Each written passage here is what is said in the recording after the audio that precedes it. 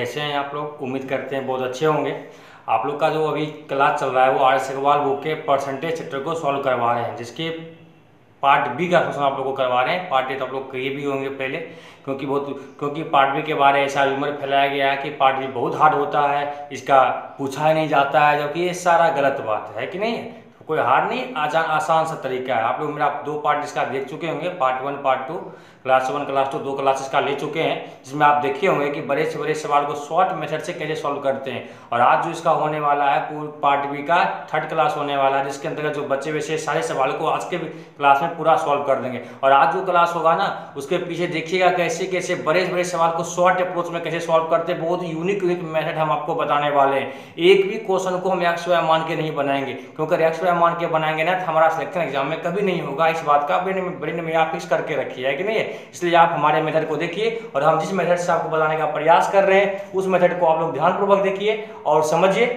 Start करते हैं आज के क्लास को, और औसम तरीका बताएंगे, आज ध्यानपूर्वक देखिएगा, है कि नहीं है। और वीडियो को अगर आप देखते हैं तो एक बार लाइक जरूर कर दिया कीजिए, क्योंकि वीडियो एक लाइक करते हैं ना तो हमारा उत्साह बनता है और हम बेस्ट देने का प्रयास करते हैं। बस एक आपका लाइक जो है हमें उत्साह देने के लिए जरूरी हो जाता है कि नहीं है। ठीक है, तो स्टार्ट करते हैं क्लास आज का। बहुत ही इंपॉर्टेंट क्लास होगा। क्वेश्चन नंबर 29 तक रह चुके थे, क्वेश्चन नंबर 30 से आगे बढ़ते हैं। देखिए क्वेश्चन नंबर 30 क्या कह रहा है। 30 में कहा जा रहा है, दाल के मूल्य में 30% की वृद्धि होने से पहले मूल्य 100 का था, 30% की वृद्धि होने से उतना ही सामान अब कितना में मिलेगा? 130 में मिलेगा। जब सामान दाम बढ़ गया, जो 100 रुपए का सामान था वो 130 में मिल रहा है। तो सवाल में कह रहा है आपको, तो एक गृहिणी को खपत में कितने % की कमी कर दे, खर्च में केवल 10% की वृद्धि हो। मतलब खर्च में वृद्धि अगर उतना ही अभी भी अगर वो खपत कर रहा होता तो 130 रुपया देना पड़ता, लेकिन खपत में थोड़ा कमी कर दिया गया, जिस कारण से खर्च में मात्र 10% की वृद्धि हुई। मतलब ये वो आप पहले अगर 100 रुपया खर्च कर रहा था तो अब कितना खर्च करेगा? वो 110 खर्च कर रहा है। जितना पहले 130 का कर रहा था, लेकिन अब कितना कर रहा है? 110 का कर रहा है। कमी कितने का हुआ? खुद बताइए आप, कितने कमी हो गई? 20 की। मतलब ये हो गया, जो प्रतिशत कमी आपको पूछा गया है 130 पहले खर्च कर रहा था, कमी कितने? 130 में 20 की कमी पूछा गया, कितने % की कमी करनी पड़ेगी।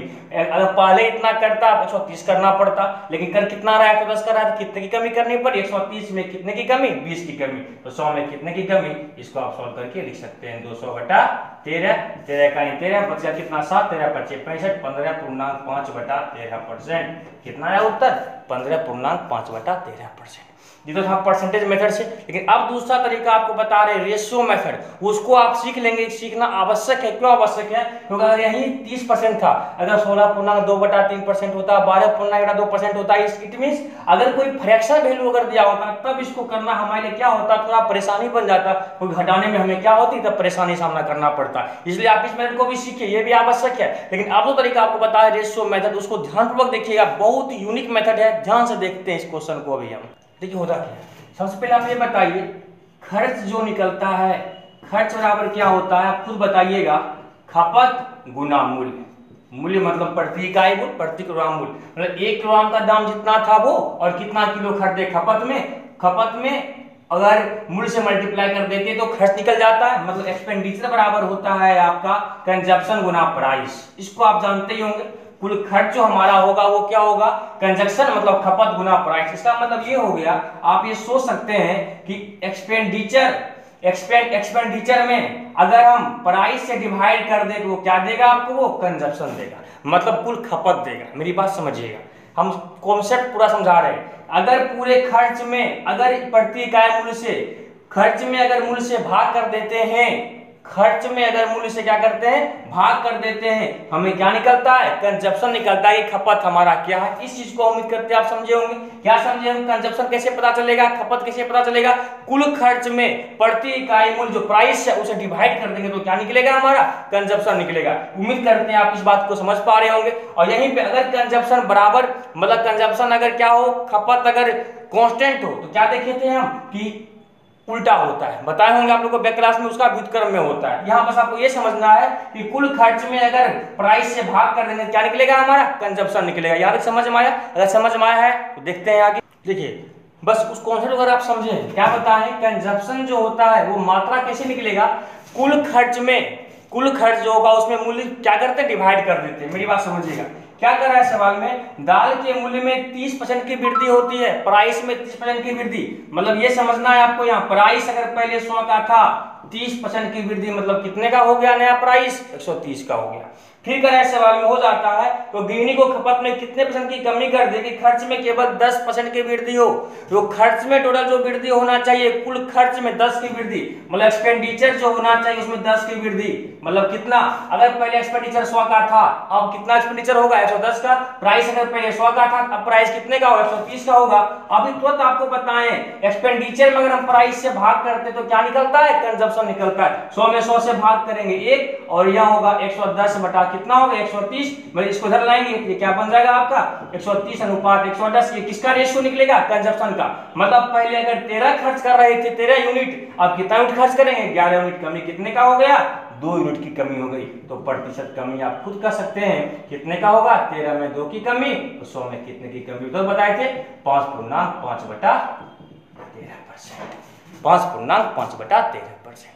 बात समझ रहे हैं, कुछ नहीं है, ये तरीका सीखेंगे ना, याद रखिए मेंटली सॉल्व हो जाएगा, आपको कलम नहीं उठाना पड़ेगा, और खास करके जब आपको फ्रैक्शन वैल्यू दिया रहेगा 16.2/3% की, 17 जो भी समथिंग करके दिया रहेगा, उस वक्त ये मेथड आपके लिए बहुत ही आसान हो जाएगा, तो आप इस तरीका को सीखिए, बहुत ही इंपॉर्टेंट है। उम्मीद करते हैं आप लोग को ये समझ में जरूर आ रहा होगा, है कि नहीं है। आगे बढ़ते हैं, देखिए क्वेश्चन नंबर 31 क्या कर रहा है, बहुत सा सवाल है, सवाल में कह रहा है एक मशीन का मूल्य 10% के वार्षिक दर से घट रहा है, अब मूल्य मतलब घटना हो, 10% का मतलब हो गया 10 में 1 की कमी, मतलब किसी वस्तु का दाम अगर अभी 10 है तो 1 साल के बाद घट जाएगा, घट के कितना होगा 9, तो सवाल में कह रहा है तो बताएं 2 वर्ष बाद मूल्य क्या होगा, और 2 वर्ष पहले, 2 वर्ष की कहानी है, 2 बार कहानी ये होगा 100 और ये हो जाएगा 81।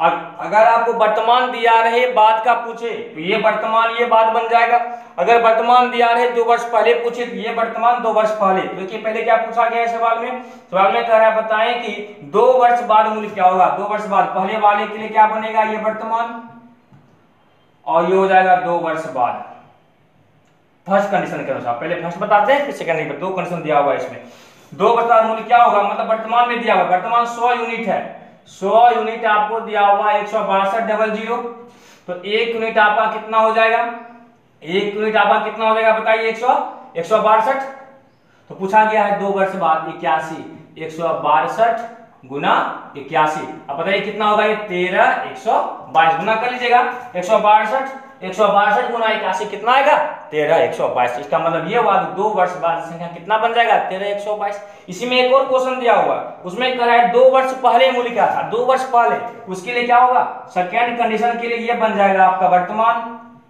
समझाने कितना लिख रहे हैं, और ये बन जाएगा आपका 2 वर्ष पूर्व, 2 वर्ष पूर्व, पहले पूछेगा तो ये वर्तमान ये पहले, बाद पूछा तो ये वर्तमान ये बाद, इसका मतलब ये हो जाएगा 2 वर्ष पूर्व, मतलब वर्तमान में कितना 100 यूनिट, यही वर्तमान में आपको दिया हुआ है कितना, तो वर्तमान 81 है ना, इस सेकेंड क्वेश्चन के लिए वर्तमान में 81 है, यही 81 दिया हुआ है 162.00, 1 यूनिट आपका कितना 162 गुना 200, 2 वर्ष पहले कितना था 100 यूनिट, 100 यूनिट बताइए कितना हो जाएगा आपका 2 3 4 20,000, इसका मतलब हो जाएगा 2 वर्ष पहले जो था उस संख्या कितना था 20,000 था, अगर अभी उसका 16,200 है, 2 वर्ष पहले कितना था तो 20,000 था, अगर अभी उसका 16,200 है तो 2 वर्ष बाद कितना हो जाएगा 31,122 हो जाएगा। उम्मीद करते हैं आप लोग को ये जो कॉन्सेप्ट आपको दिए ध्यान रखना है, अगर बाद का पूछा तो ये वर्तमान ये बाद, पहले का पूछा ये वर्तमान ये पहले, इसको ध्यान में रखिएगा, ठीक है। आगे बढ़ते हैं, नेक्स्ट क्वेश्चन नंबर 132 क्या कर रहा है सवाल में, दूसरा सवाल है 32 नंबर,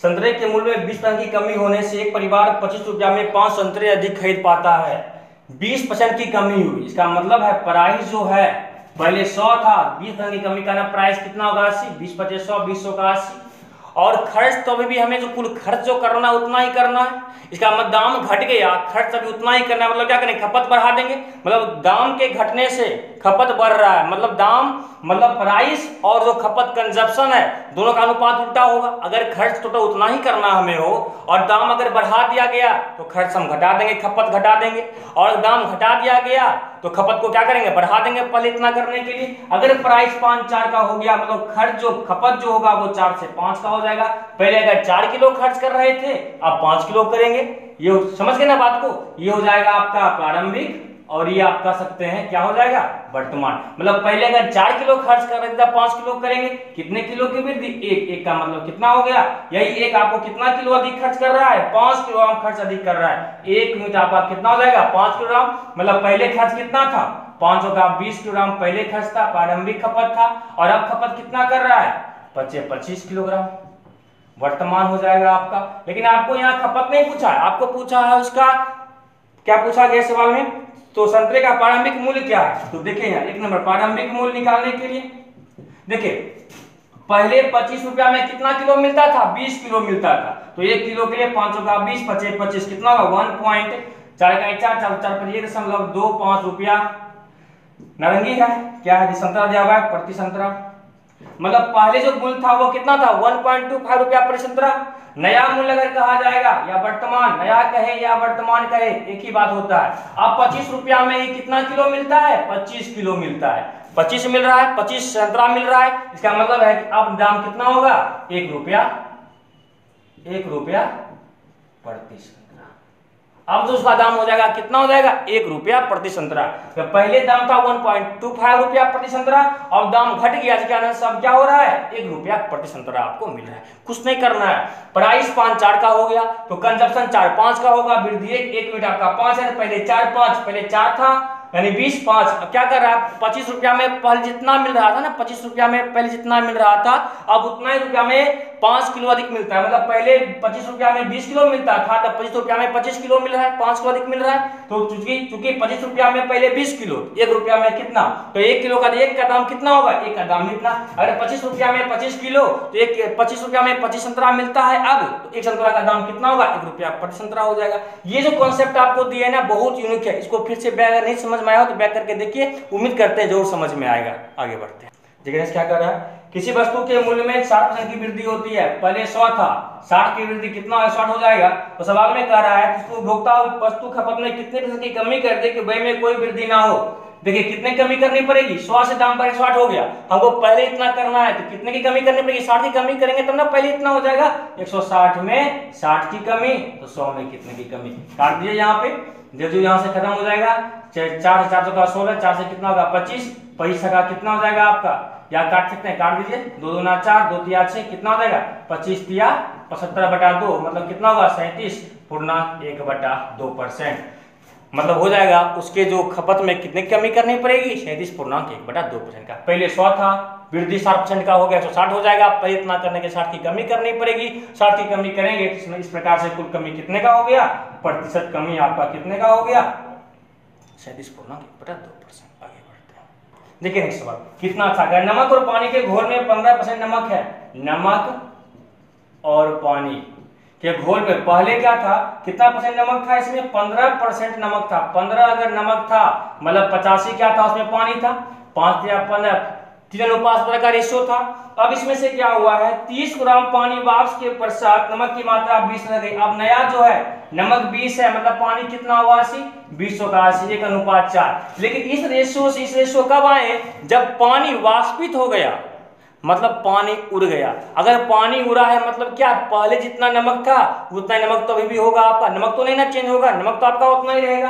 3 था नमक, यहाँ नमक 1 है, दोनों को बराबर कर देंगे, ये कितना बन जाएगा 3, ये कितना बन 4 या 12। देखिए कितना वाष्पित हो गया, 5 यूनिट आपका वाष्पित हो गया है, यही 5 यूनिट आपका कह रहा है 30, 5 यूनिट अगर 30 है, एक आपका 6 कह रहा है। प्रारंभिक मात्रा क्या था, सवाल देखिए क्या पूछा गया है क्वेश्चन में, तो बताएं कि सवाल में, तो बताएं कि आरंभिक घोल की मात्रा 3 नमक 17 पानी, सब मिला के मिश्रण कितने का था पहले, 17 3 20 का। 1 यूनिट अगर आपका 6 है तो 20 यूनिट कितना होगा, 20 का 120। इसका मतलब जो है वो पहले जो था मात्रा वो कितने लीटर का था, तो पहले 20 लीटर का। बस ये ध्यान देना है कि क्या उड़ाया गया, जो उड़ाया है छोड़ दिए, जो कांस्टेंट है, जो पहले वाले में भी उतना ही है, बाद वाले में भी उतना ही है, दोनों को क्या करना है आपको बराबर कर दीजिए, आपका उत्तर आसानी से आ जाएगा। उम्मीद करते हैं आपको इस समझ में जो आया होगा। आगे बढ़ते हैं।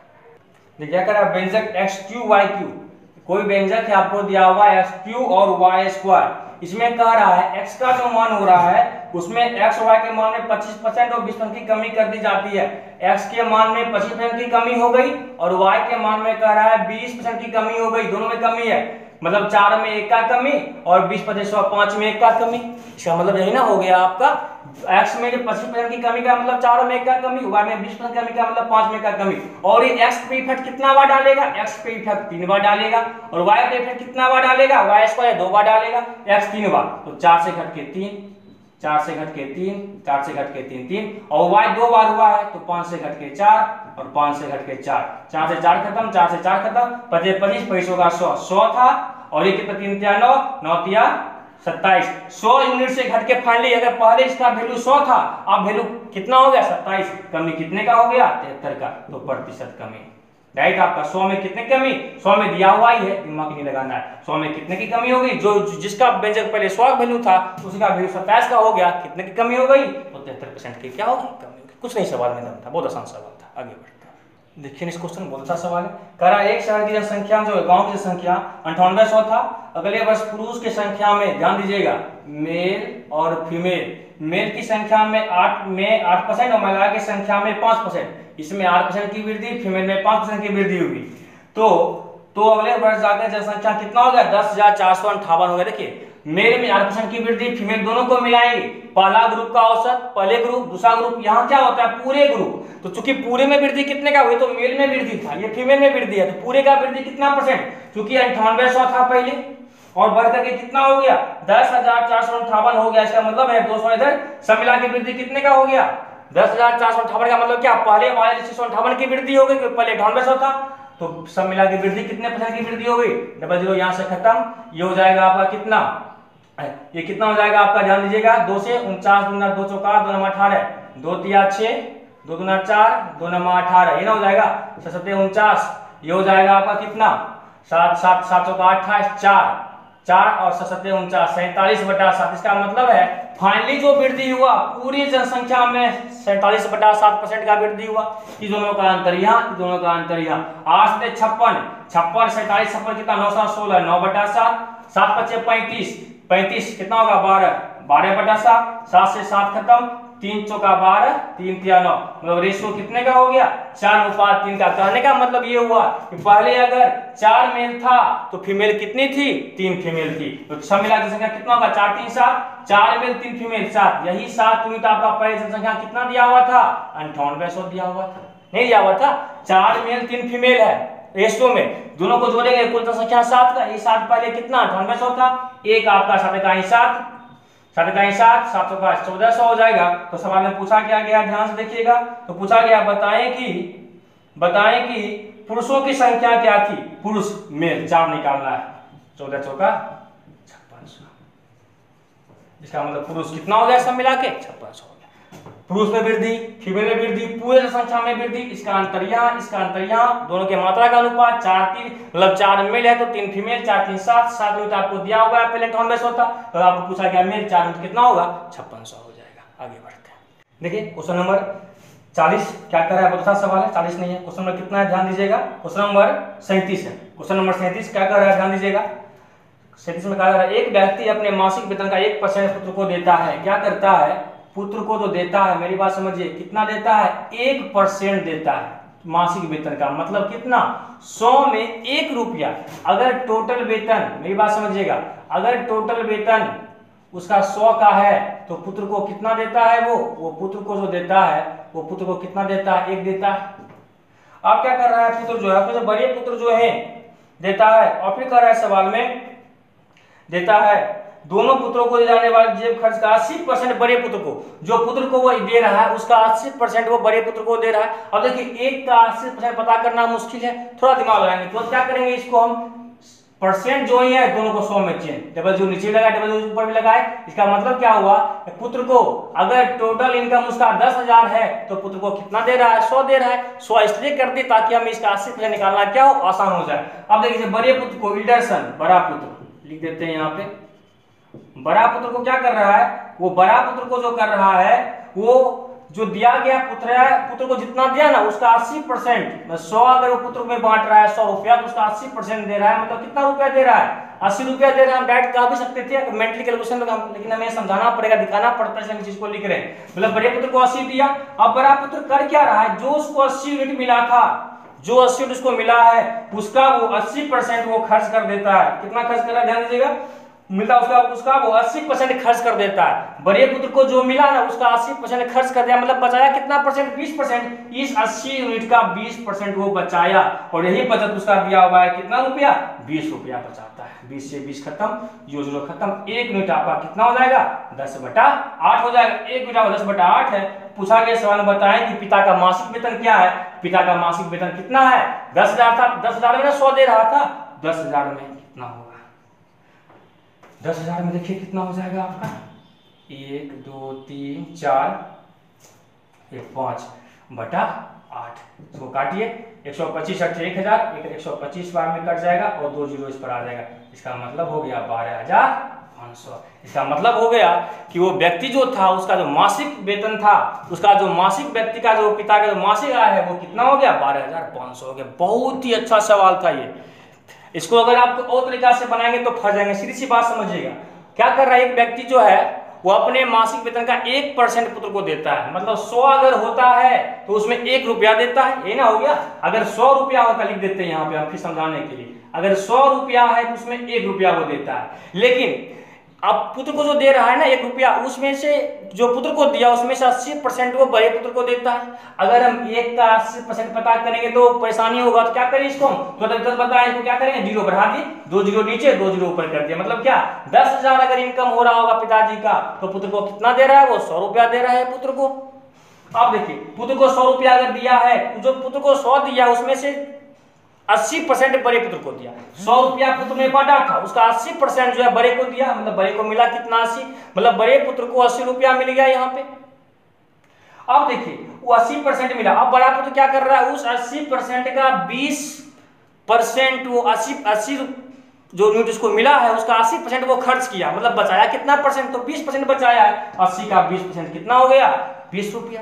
80 का 20% और बचत दिया हुआ है कितना, कह रहा है वो जो उसको जो बड़े पुत्र को जो बड़े पुत्र को मिला कितना, 80, बड़ा पुत्र करता क्या, जो मिला ना उसका 80% खर्च कर दिया, मतलब बचाया कितना परसेंट, 20%। 80 का 20% वही बचत उसका दिया हुआ है कितना, 20 रुपया। 61 के निकाले, 1 यूनिट का 10/8 हो गया। तो पूछा गया है पिताजी का मासिक वेतन कितना था, कितना पे निकाले हैं हम, 10,000 रुपये, 10,000 कितना हो गया, 12,500। बहुत आसान तरीका था, इससे ज्यादा आसान इसका कुछ नहीं होता है। इससे ज्यादा आसान नहीं होगा कि आप ब्रेन को एक्टिवेट कीजिएगा तो कुछ लाइन को छोड़ देंगे, लेकिन हमें यहाँ सारे बच्चे को बताना है, इसलिए हमें हर बात को क्या करना पड़ता है, लिखना पड़ता है। उम्मीद करते हैं आप लोगों को ये कॉन्सेप्ट और ये क्वेश्चन जो बताएं बहुत ही बेस्ट मेथड से बताएं, उम्मीद करते हैं जरूर समझ में आया होगा, है कि नहीं है। आगे बढ़ते हैं, देखिए क्या कह रहा है, एक व्यक्ति अपनी आय का 75% व्यय करता है। मान लेते हैं इनकम इसका 100 था, इसमें जो एक्सपेंडिचर कितने कर रहा है, 75% एक्सपेंडिचर है इसका मतलब है सेविंग कितना हो जाएगा, खुद बताइए, सेविंग 25 का हो जाएगा।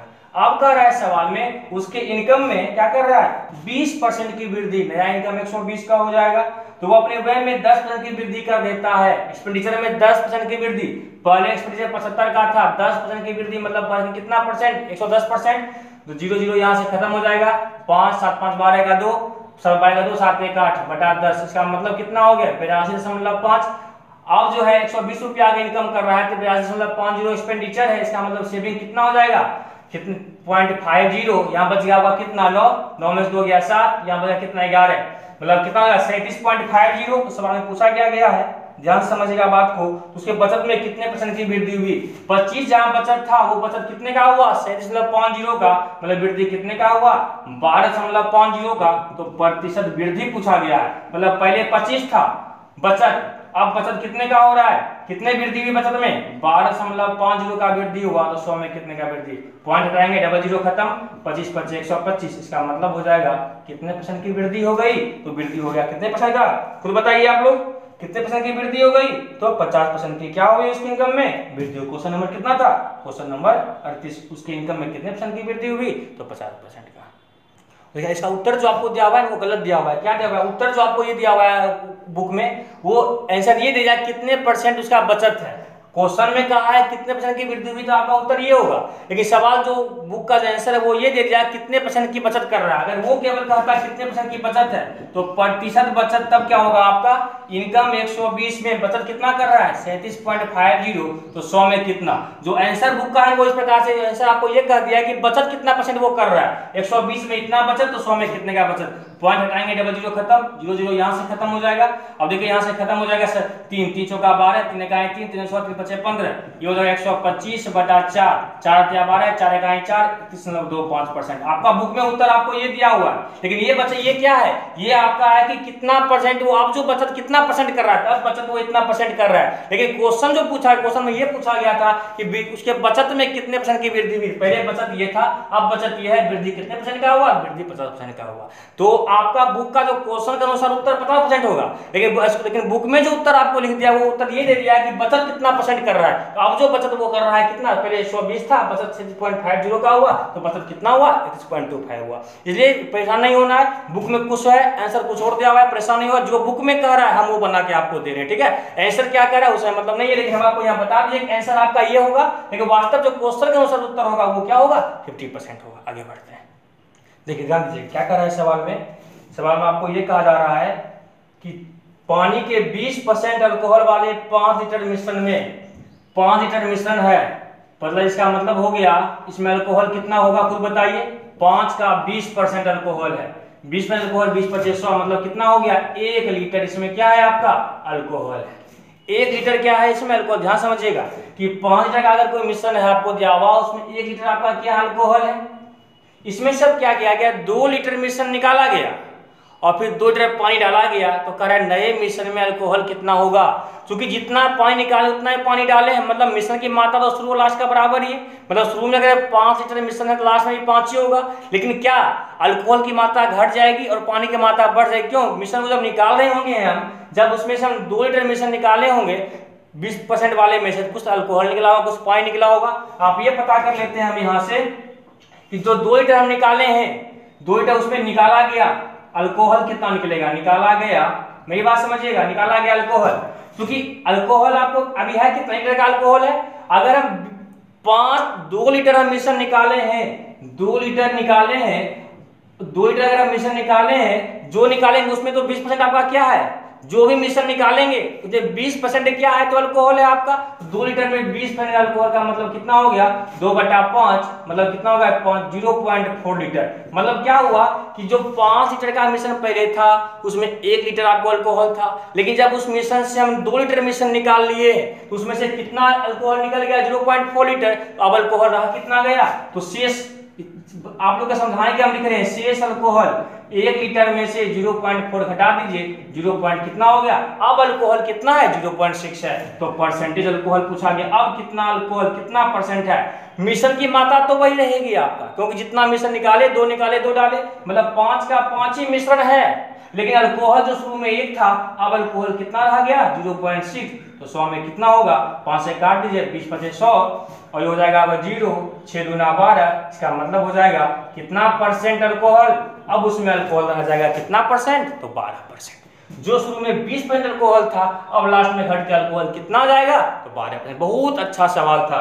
अल्कोहल 5 1 लीटर था, इसमें निकाला गया अल्कोहल कितना, 2 लीटर मिश्रण निकाले, जो मिश्रण निकाले हैं उसमें तो अल्कोहल भी ना है, अल्कोहल कितना परसेंट है उसमें 20%। 20% का मतलब कितना होगा 0.4 लीटर। मतलब जो 2 लीटर मिश्रण निकाले हैं हम उसमें अल्कोहल है कितना 0.4, पहले था 1 उसमें से 0.4 हम निकाल लिए, अब अल्कोहल रहा कितना गया 0.4, क्योंकि अब अल्कोहल डाले नहीं है, जो 2 लीटर हम निकाले हैं उसकी जगह हम पानी को डाल रहे हैं, मतलब अल्कोहल की मात्रा तो उतनी ही रहेगी, अल्कोहल ना घटेगा ना बढ़ेगा। अल्कोहल अब कितना घट के रहेगा 0.6 और मिश्रण जितना था उतना ही रहेगा। क्यों, क्योंकि 2 लीटर हम निकाले और 2 लीटर पुनः पानी उसमें हम डाल दिए, तो मिश्रण कितना 5 का 5 ही रह गया, 5 में इतना 100 में कितना 12%। उम्मीद करते हैं समझ में आया होगा। आगे बढ़ते हैं, देखिए क्वेश्चन नंबर तो बताएं इसका क्वेश्चन पहले। चीनी के भाव में 10% की कमी हो गई, मतलब प्राइस अगर 100 था 10 की कमी कितना हो जाएगा, 10 से घट के कितना हो गया 9। इसका मतलब है कंजप्शन जो होगा, कंजप्शन का मतलब होता है खपत, खपत जो होगा 9 से कितना होगा 10 होगा, कितने की वृद्धि हो गई 1 यूनिट का। यही 1 यूनिट आपका कितना ग्राम दिया हुआ है 500 ग्राम अधिक है। 1 यूनिट अगर आपका 500 ग्राम है तो 9 यूनिट कितना हो गया 9 × 5 = 4500 ग्राम, 4500 ग्राम मतलब कितना होगा 4.5 किलो। और नया यूनिट 10, 500 ग्राम को 10 से मल्टीप्लाई कर देंगे कितना हो जाएगा आपका 5000 ग्राम का मतलब कितना हो जाएगा 5 किलोग्राम। मतलब ये हो जाएगा आपका प्रारंभिक खपत और ये हो जाएगा आपका नया खपत या वर्तमान खपत। अब देखिए सवाल में क्या कह रहा है, सवाल में खपत पूछा या मूल्य पूछा। सवाल में कह रहा है तो 140 रुपया में 500 ग्राम चीनी अधिक खरीदता है तो चीनी का प्रारंभिक भाव क्या था। चीनी का पूछा है, प्रारंभिक मूल्य क्या था, प्रारंभिक मूल्य और कम भाव दोनों पूछा। चलिए पहले प्रारंभिक निकाल देते हैं। प्रारंभिक भाव, प्रारंभिक मूल्य जो था उसका कितना रुपया में, 140 रुपया है ना। 140 रुपया में पहले कितना किलो मिलता था, 4.5 किलोग्राम मिलता था पहले। इसका मतलब हो जाएगा 140 पे डबल जीरो और ये 45, 5×5 = 45, 5 दूना 10, 5 8 40 और ये हो जाएगा 0, 9 3 27, बच गया 1, 9 1 9, बच गया 1, 9 1 9, 31.11 रुपया। और कहा जाएगा अगर कम भाव, कम मूल्य या इसको कहेंगे हम नया मूल्य, नया मूल्य कह सकते हैं। 140 रुपया में ही अब कितना 5 किलोग्राम ले जा रहा है, नया मूल्य कितना होगा, 5 दूना 10 और 5 5 8 40, 28 रुपया प्रति किलोग्राम। मतलब पहले उसका मूल्य जो था, जो चीनी था चाहे जो भी हो, क्या था वस्तु देख लीजिएगा, कौन सी वस्तु थी पहले वो, तो कह रहा है पहले वो चीनी था ना, चीनी था। तो चीनी का जो प्रारंभिक मूल्य था, प्रारंभिक मूल्य जो था वो क्या 31.110 प्रति किलोग्राम। और नया मूल्य अर्थात जो कमा हुआ मूल्य, कमा मूल्य क्या होगा, कमा मूल्य क्या होगा आपका 28 रुपया प्रति किलोग्राम। और ये कॉन्सेप्ट तो पीछे आपको बताइए कि क्यों इस चीज को लेते हैं, बहुत अच्छा तरीका से बताइए। इससे ज्यादा आसान कुछ नहीं होता, याद रखिएगा इसको, क्योंकि परसेंटेज वाला ही मेथड है जो पीछे आपको बताए भी हैं हम, लेकिन जब फ्रैक्शन वैल्यू देगा ना तब आपके लिए यही रास्ता क्या होगा, बहुत आसान होगा। उम्मीद करते हैं समझ में आया होगा। आगे बढ़ते हैं। और एग्जाम में जो होगा ना आपको, और एग्जाम में जो होगा आपको या तो प्रारंभिक पूछेगा मूल्य या आपको नया मूल्य पूछेगा, दोनों नहीं। ये डिस्क्रिप्टिव टाइप का क्वेश्चन है इसलिए आपको दोनों लिख देते हैं, दोनों बता रहे हैं, ठीक है। एग्जाम में या तो नया मूल्य पूछेगा या आपको पुराना मूल्य, कोई एक ही चीज पूछेगा, रेशो से ही निकल जाएगा, समझ गए ना। क्योंकि आपका बी सेक्शन थोड़ा डिस्क्रिप्टिव टाइप का होता है, आपको पूरा चीज निकाल के बता देते हैं, कुछ भी पूछेगा आपको घबराना नहीं है कि नहीं है। आगे बढ़ते हैं। देखिए नेक्स्ट क्वेश्चन क्या कर रहा है, क्वेश्चन नंबर 41 है, बहुत अच्छा सवाल है। क्वेश्चन नंबर 41, एक परीक्षा में 70% विद्यार्थी अंग्रेजी में math pass, in English 70%, pass in math गणित में 65%, और कह रहा है 27% विद्यार्थी दोनों विषय उत्तीर्ण है तो pass in both subject English math का कितना पास 27 है, 100 में 27 घटा देंगे कितना हो जाएगा आपका 73%। मतलब दोनों विषय में पास, दोनों विषय में जो पास मैथ और ये दोनों विषय में पास कितना हुआ 73%। टोटल पास कितना हो जाएगा, बैक पार्ट क्लास 2 देखिएगा, इसका कॉन्सेप्ट बताए हैं आपको, वो बेहद रूप से बताए हैं। टोटल पास कितना होगा 70 + 65 - 73 कितना हो जाएगा यहाँ पे 135। ये हो जाएगा आपका कितना 135 - 73 बराबर 7 में 5 713 कितना हो गया 62%। मतलब सब मिला के पास कितना परसेंट हुआ है 62%। और यही 62% जो पास है वो पास कितना दिया हुआ है 248 विद्यार्थी क्या है पास हुआ है। 1% आपका कितना होगा 4 4 दूना 24 पूछा गया है। कुल विद्यार्थी पूछा है ना, तो कुल कितने विद्यार्थी, टोटल विद्यार्थी कितना होता है अपने आप में हमेशा ध्यान रखिएगा, हर चीज अपने आप में 100%। तो 100% कितना हो जाएगा 400। इसका मतलब है कुल विद्यार्थी कितना था तो 400 था। ऐसा कॉन्सेप्ट क्लास 2 वाले में बृहद रूप से बताएं, वहां जाके देख लीजिएगा। आगे बढ़ते हैं। क्वेश्चन नंबर 42, किसी कक्षा में 10 में लड़के और लड़की का औसत प्राप्तांक, ध्यान दीजिएगा, लड़कियों का प्राप्तांक और लड़कों का, गर्ल्स और बॉयज, गर्ल्स का एवरेज अंक 73 है, बॉयज का एवरेज अंक 71 है, और कुल विद्यार्थी का पूरे क्लास के सभी विद्यार्थी का कुल का औसत अंक आपको 71.8 है। तो इसका अंतर कितना होगा यहाँ बताए हैं 0.8 होगा, या अंतर कितना होगा आपका 1.2 का होगा। 1.2 का पॉइंट हटा दीजिए, 4 दूना 8 4 3 12। मतलब ये हो गया क्लास में अगर 2 लड़की है तो कितना लड़का होता है, कितना लड़का होता है बताइए 3 लड़की, 2 लड़की तो 3 लड़का। तो पूछा क्या गया है सवाल में, ध्यान से पढ़िएगा। सवाल में आपको ये पूछा है बताएं कि लड़के तथा लड़कियों की प्रतिशतता ज्ञात कीजिए। तो परसेंटेज गर्ल्स कितना है पहले हम ये निकाल देते हैं, पहले लड़के लड़की लड़की है। देखिए 3 2 5 5 विद्यार्थी अगर सब मिला के होता है उसमें लड़की कितनी होती है 2, तो कितना परसेंट हो गया 20 दूना 40%। यही कहेगा लड़का कितना परसेंट है, टोटल विद्यार्थी कितना 3 2 5, इस 5 में लड़का कितना है 3, तो 100 कितना होगा 20 या 60%। हम यहाँ से भी निकाल सकते थे 100 में जब 40% लड़की है मतलब 60% लड़का होगा, लेकिन एग्जाम में कोई एक ही चीज आपको देगा क्वेश्चन में, हम इंडिविजुअल बता दिए आपको किस प्रकार से निकाल सकते हैं। लड़की अगर पूछेगा 40%, लड़का पूछेगा तो 60%। और ये एवरेज का कॉन्सेप्ट है, बहुत यूनिक कॉन्सेप्ट है, कई चैप्टर में काम करता है, मिशन में, एवरेज में, प्रॉफिट लॉस में, सब जगह ये कॉन्सेप्ट काम करता है। उम्मीद करते हैं आपको ये समझ में जोर आया होगा। इस दोनों को घटा करके यहाँ, इस दोनों को घटा करके यहाँ लिखते हैं, ये दोनों के मात्रा का अनुपात 2 लड़की तो 3 लड़का, क्वेश्चन सॉल्व करके निकाल ले। आगे बढ़ते हैं, देखिए नेक्स्ट सवाल कह रहा है चीनी तथा पानी के 6 लीटर घोल में 4% चीनी है, मतलब चीनी है कितना, 6 लीटर में 4%, ये नहीं कहा गया 4% का मतलब कितना हो गया 4/100, 4% है 2500 का 100, मतलब कितना हो जाएगा 6/25। मेरी बात समझिएगा, मतलब चीनी अगर 6 लीटर का वो घोल था, घोल अगर वो 6 लीटर का घोल था तो उसमें आपको जो चीनी है वो कितना है 6/25 लीटर है। अब कह रहा है सवाल में यदि घोल से 1 लीटर पानी वाष्पित कर दिया गया तो शेष घोल में चीनी की मात्रा, प्रतिशत चीनी नए घोल में, प्रतिशत चीनी किसमें, नए घोल में। नया घोल क्या है, तो पहला घोल था 6 लीटर का, उसमें से 1 लीटर पानी वाष्पित हो गया, अगर पानी वाष्पित हो गया तो नया मिश्रण कितने का रहा 5 का, और वाष्पित तो पानी होगा चीनी तो होगा नहीं, जितना चीनी पहले था उतना ही चीनी अभी भी रहेगा, मतलब 6 लीटर में भी आपको चीनी इतना था और 5 लीटर में भी चीनी अभी भी कितना ही है 6/25 है, तो 100 में कितना हो जाएगा ये पता करना है। करके देख लीजिए, 2500 का 100, 600 का 24, 24/5 और 600 का 24, 24 काट दीजिएगा, 25 नीचे आएगा, 2500 का 100, 624/5 हो जाएगा 500 का 20, 4.8%। मतलब जो नया मिश्रण होगा ना उसमें चीनी कितना बढ़ के हो गया 4.8% का हो गया। उम्मीद करते हैं आप लोग को ये कॉन्सेप्ट जो है समझ में जोर आ रहा होगा, कहीं कोई दिक्कत इसमें नहीं हो रहा होगा। तो इस तरह से हम आप लोग का आर्य अग्रवाल बुक के पार्ट बी का सोल्यूशन, परसेंटेज चैप्टर के पार्ट बी का टोटल सोल्यूशन करवाए हैं, बहुत ही औसम तरीका से करवाए हैं। बस आप लोग अगर नियमतः और उसको ध्यानपूर्वक अगर पढ़े होंगे ना, हम गारंटी दे रहे हैं इस बात का, अगर आप ध्यानपूर्वक पढ़े होंगे ना इस क्वेश्चन को, इस जो क्वेश्चन पढ़ाए इसमें एक एक क्वेश्चन में बहुत अच्छे अच्छे मेथड बताए, उस मेथड को अगर आप पकड़ लेंगे बड़े से बड़े सवाल को आप यूं ही निकाल देंगे। तो उम्मीद करते हैं आप लोग को ये सेशन करने में बहुत आनंद आया होगा। पार्ट बी का सोल्यूशन जो करवाए हैं आप लोग को बहुत आनंद आया होगा करने में, बहुत कुछ नया नया बात सीखने का मौका मिला होगा। अगर सीखने का मौका मिला हो तो वीडियो को लाइक से जरूर कीजिए, और नेक्स्ट टॉपिक आपके लिए क्या लेकर के आए कमेंट बॉक्स में जरूर बताइएगा, ताकि हम वो चैप्टर का बेस्ट सोल्यूशन आपके सामने करवा सकें। तो उम्मीद करते हैं आप लोग कमेंट बॉक्स में जरूर बताइएगा नेक्स्ट चैप्टर क्या चाहिए आप लोग को। फिर मिलते हैं हम नेक्स्ट वीडियो में और फिर नए नए कॉन्सेप्ट और औसम सोल्यूशन के साथ। तब तक आप लोग वीडियो को देखिए, लाइक कीजिए, शेयर कीजिए और कमेंट जरूर कीजिए। मिलते हैं फिर नेक्स्ट वीडियो में।